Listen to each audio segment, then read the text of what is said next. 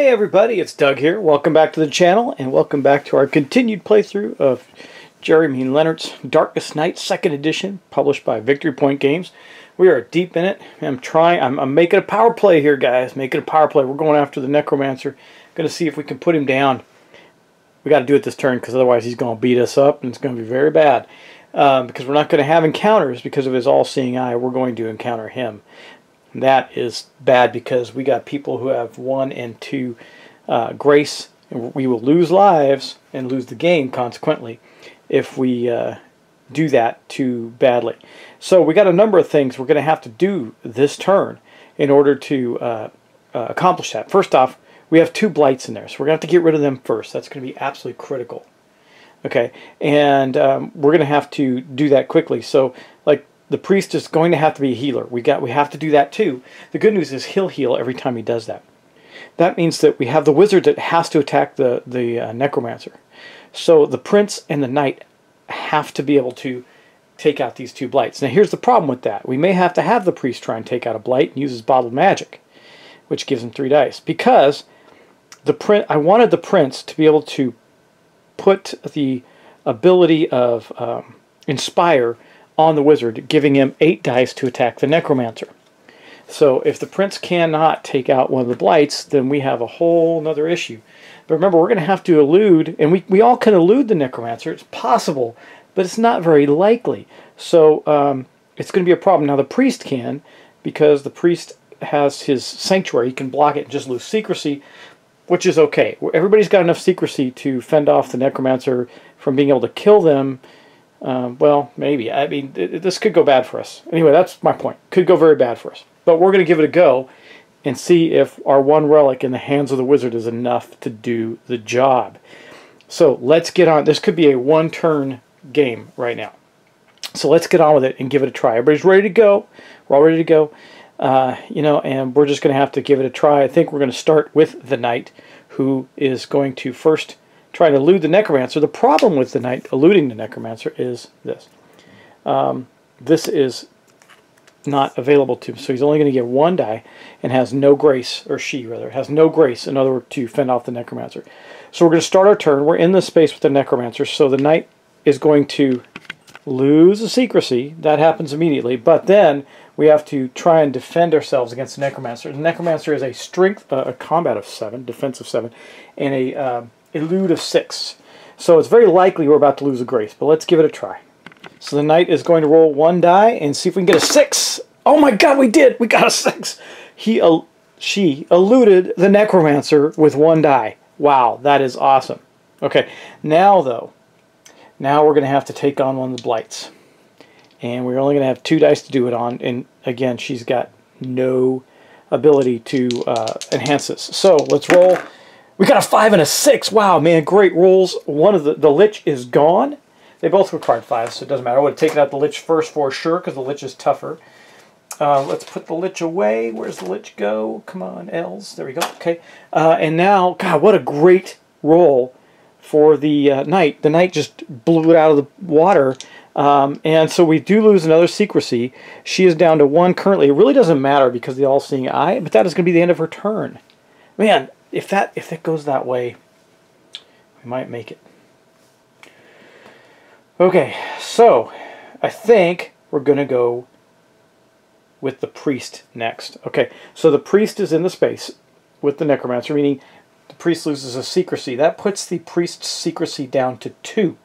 Now, right now, it's got the blessing of strength on him, already done, and the blessing of stamina on the prince. So with the blessing of strength on himself, he can get +1 die. Actually, no, he doesn't. He doesn't have that on himself. What am I doing? I don't know why I have that up there. It should just be in his pool. He has not used that ability yet, and that's this one. Though he could as an action. He's not going to. And we're not going to heal this turn because the knight eluded. I mean, that made a big difference. So we are going to have to try and evade the Necromancer. That's not a problem because of this. We're going to elude with 4 dice, but if we succeed, we lose a secrecy. So 4 dice to roll a 6. Let's see if we get it. We did not, actually. We rolled a 5, so the cleric priest rather took 1 grace. Now here's a challenge. We are completely out of grace. Like I said, this is a gamble, guys. This is a huge gamble. We failed, so we didn't lose another secrecy. However, what we're going to do with him is we're going to attack the zombies using the bottled magic, which I'll show you on the sheet here.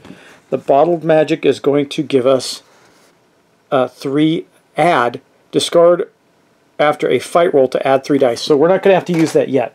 We are going to use a spark. So we have 2 dice to attack the zombies. If we fail, we're going to drink the bottled magic and add 3 dice. If we succeed at this, then the prince gets to put the inspire on the wizard, and the wizard gets a big giant attack. So let's roll and see what we get. A 3 and a 2. Wow, actually we're going to need those extra 3 dice. So the priest sucks up the bottle, gets 3 more dice to roll. Hopefully we roll. All we need to do is roll a 5.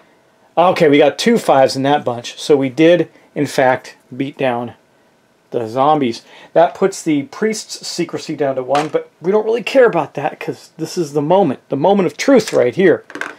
Okay, now that's the end of the priest's turn. Man, there's a big battle going on in the village as the zombie horde and the liches have come in to attack. And everybody's been fighting off the Necromancer who's beating on us relentlessly. Now, for the Prince. Prince only has 1 grace too, so hopefully we elude. So because of the All-Seeing Eye, again, just to be clear, we're not going to draw an event card. We're dealing with the Necromancer. Now, that puts the Prince's secrecy down to 2 because he starts in the space with the Necromancer. And that's okay. But then we go on to eluding. Now, he gets to elude with 2 dice. We're just going to do that. Eluding with 2 dice needs a 6. A 6 and a 5. Wow, I'm rolling really well, guys. So he eluded the Necromancer and did not take a grace hit this turn. Whew, that could be really important if we don't kill the Necromancer this turn. So what we're going to do next is the Prince's action. He's going to activate on a hero's location, which is going to be the wizard. Deactivate before any die roll for plus 3 dice. You know what that's going to be. So we're going to put a blue token on that card and a blue token on the wizard so he can deactivate that and use it. And that is the Prince's whole turn, guys. That's it. The Prince is just getting us set up.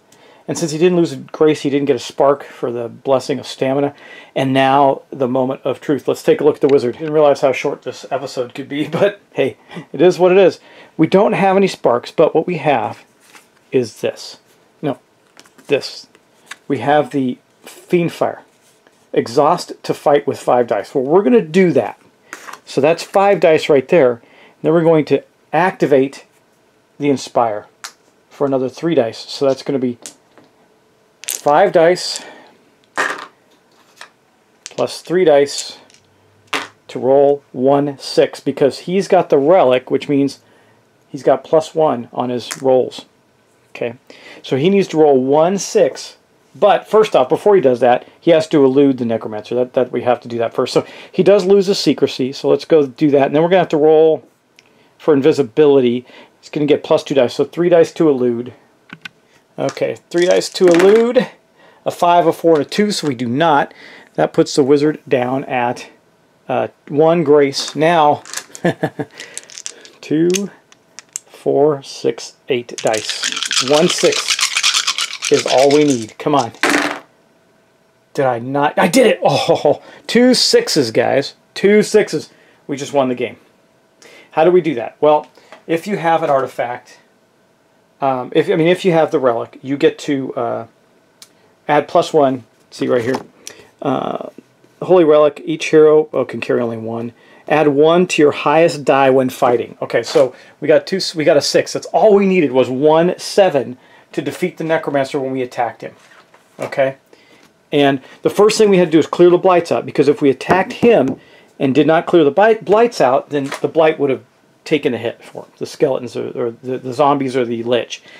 Took them out first, and then went in with a massive attack on the Necromancer, and we won.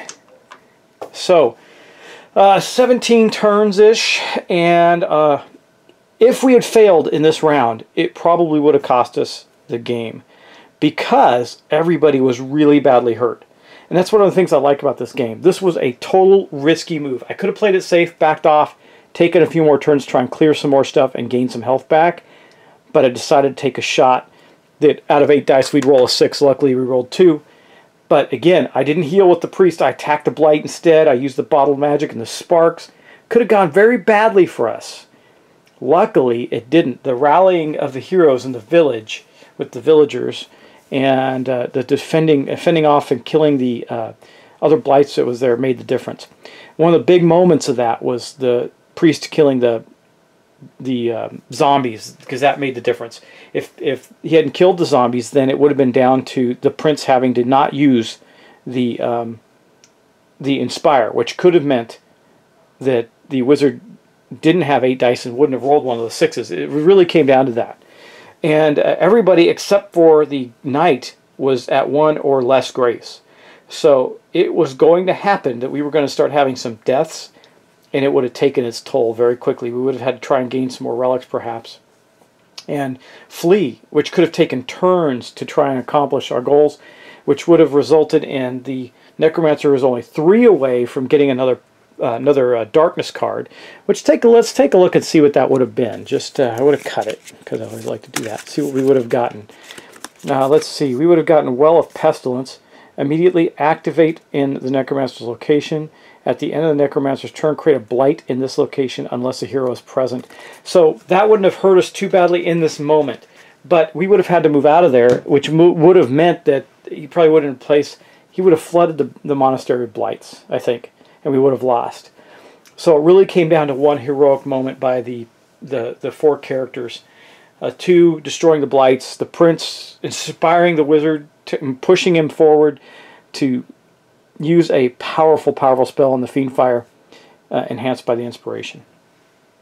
So that was really cool, man. That was a great way to end this session. And I hope you enjoyed it. This is one of my favorite cooperative games. Now, I can tell you I've had it go way worse. In fact, if you go back and look through, I had another episode that got all the way up to 30. I did one online where we just flat out lost. We got creamed. It can go both ways. This one, to me, and it may not have seemed this way to you, but it was. It was really tight. And the reason it was tight is because everybody was so messed up. Look at the priest was at 0 grace. The prince was at 1. If he had failed to defend himself, he would be at 0. The knight got hit and was down to 2, and the wizard was at 1 as well. So just think, man, that would have been really bad for us had that not worked out. But it did. So we're in a good place. Now, after using the tactic, the wizard became visible, but who cares? we beat the Necromancer. The Necromancer was kaput in the village in the epic battle that saved the world. So guys, that is a good look in a full game of Darkest Night 2nd edition. Not the, I had the prototype running before. This is the actual game. Everything is wonderful about it. I just think it's fantastic. I'm so excited that I was able to play it for you guys, and you got to see quite a bit of the game. You didn't get to see a lot of quests in that, but you don't normally, and that's what's great, because look how many there are. You only see maybe, if you're playing standard, now you can beef it up and get more darkness cards out, but you only usually see 2, and there's a big giant stack of those with all kinds of different abilities. Look at that. I mean, those are the powers of the Necromancer. It's quite a bit of cards. Plus, every character has 13 power cards, so you don't even get to see most of those in a game session. Tons and tons of replayability. The only thing that you get used to are the blights, but that mechanic, you need to get used to them, so you know how to, okay, with this blight we need to go do this, and etc., etc. I love playing with the quests when those came out, and now they're just a part of the game, and the mysteries. The mysteries really made it for me, because just trying to get keys to get a relic was fun, but the mysteries add story and add additional things you need to do to win. Now remember, you can also go after 3 relics and bring them back to the monastery and kill the Necromancer. That seems harder to me, though it's plausible to do. Seems harder to me than going after the Necromancer, because usually by the time somebody gets a relic, you have an ability to kind of do one of these heroic moments. But again, I took a risk. If I had failed at that, this would have been a very different game. So we got very lucky in our dice rolls, and this last round, man, I was rolling like a champ. It reminded me of playing Kingdom Death Monster again, where I was rolling more 10s and criticals than I could imagine. However, it's not always that easy. And we got lucky in the end here, and we had a lucky moment. Could have been bad for us. And I love some of the abilities, like, man, this secret passage of the prince, thematically just so cool. He knows his way around. He knows all the ins and outs of the area and get around real good. And you know, even though it just does the same thing and adds a die to elude, if you look at the concept of loyalty, you know, when you think about it from a thematic standpoint, the prince goes into the village, and because he's got loyal subjects there, they're hiding him out. They're keeping him safe, right? So it's very cool. Uh-oh, my phone's ringing. Be right back. God, I hate my phone ringing in the middle of filming. It's crazy. Anyway, you think you get the idea, right? And again, we didn't touch a lot of the events. We didn't go through a lot of the events. We didn't get a single artifact. Let me show you something, because you didn't get to see this at all, which makes the game even more cool, because we have, look at this big stack of artifacts. Now, what do artifacts do? Let's just pull it out. A blindfold of bliss. You do not have to draw an event. You do not draw event cards. You have the blindfold of bliss. You're blissfully and ignorantly wandering through the world without having to draw an event card. These are powerful, powerful things. Blinking boots. You may ignore the effects of these blights. Crows, curse, flux cage, nexus, shroud, spies, and webs. And so you see that there's these powerful things, and we didn't get a single one of them on the board. Key of opportunity, mirror of moonlight, all this stuff, and they all do different things. Misty mantle. Anytime you would lose secrecy, you may choose not to. Now, there might be a reason, based on a power, you might want to lose secrecy, so it gives you the option. Parry up the shield of radiance. I've seen this one a lot. This is -1 to the darkness track when the Necromancer movement rolls a 6. You get to block it. And so you get the idea. These are powerful, powerful artifacts. And there's a bunch of them. I mean, there's not like there's 10. There's probably, I don't know how many. I'm not counting, but there's at least 50, right? Or maybe 50-ish. So, and you didn't get to see any of those. Plus, there's 28 characters in the game. So, again, I saw a review of this that I just couldn't agree with. And these are the reasons why. I'm kind of telling you why. There's not that much ambiguity in the game, and I think you saw it in here. I may have made a couple errors because I just didn't catch something. There's enough going on, I just didn't catch it. But if you're playing with 4 players, think about this. How can these turns take a long time? You're taking one action and moving to the next person. At most, you are going to have 2 dice rolls, one from your event card, one to do something. Use a power, attack a blight, whatever. You saw how fast my turns went, and I was playing all 4 characters, right? Now, and if you're just playing one character, you can really optimize the use of your powers and do some cool things. And all of these characters feel different. You know, like the prince with his, his powers, even though some of them kind of do the same thing as some other ones, it just feels different because of some of the other powers that he interacts with. You know, we didn't even get into, look, he's got this whole stack of powers we didn't even touch. Planning. Rebellion. Look, he's a prince, right? A rebellion. Fighting with 3 dice when attacking a blight or the necromancer. In other words, he's bringing the subjects of the realm to help him fight. You know, I mean, it's just cool stuff. Resistance. Spend 1 secrecy to activate your location. Heroes gain +1 die in fights when attacking blights there, because there's a resistance underground that's helping the prince. Makes perfect sense, right? A safe house, a place where the people are hiding him out. Search parties, he's sending people out to do things. You know, I mean, you get the idea. Divine right, because he's the prince. +1 default grace. Oops, sorry. Drop the card. And add 1 die to each. Add 1 to each die when praying, because he's got divine right. God's on his side. He's the prince of the realm. You get the idea. Lots of super, super cool stuff in this game, and we did not even scratch the surface in this one session that we played. And you still got to see quite a bit, but it wasn't everything. So we're going to end it there, guys. And one of the reasons I'm giving you some commentary is this is the closest thing you'll probably get to me in a review, unless I start doing reviews, which I've been really reluctant to do, even though, man, you really want. I'm going to tell you right now, my observation is if you want to beef up your channel to help bring in revenue to support your channel, doing reviews is the way to do it, and top 10 lists and stuff like that. I like to do playthroughs for you guys and let you judge whether or not this is a game for you. But for me, this is one of those ones where I'll state it right out, unless for some reason you just don't like the theme or whatever. I don't know why you wouldn't like this game. Well, I know people that don't like cooperative games, and they wouldn't like the game. That's fine. They wouldn't like it. I get it. But you know, even you can even set this up where someone's playing the Necromancer and do a 1 versus many thing, which I don't like that. I like the cooperative version of the game where everybody's playing a character to help each other and defeat the Necromancer.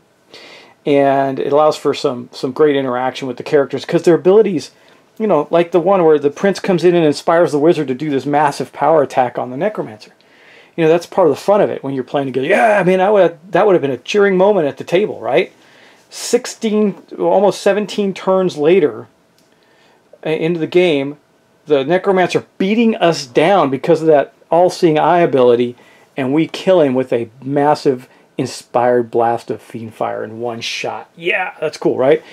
So anyway, so much stuff going on in the game, but it's still streamlined, and that's why I didn't really get the review about the turns possibly taking a long time, best playing solo. Now you see, I love playing this game solo. This game works great solo.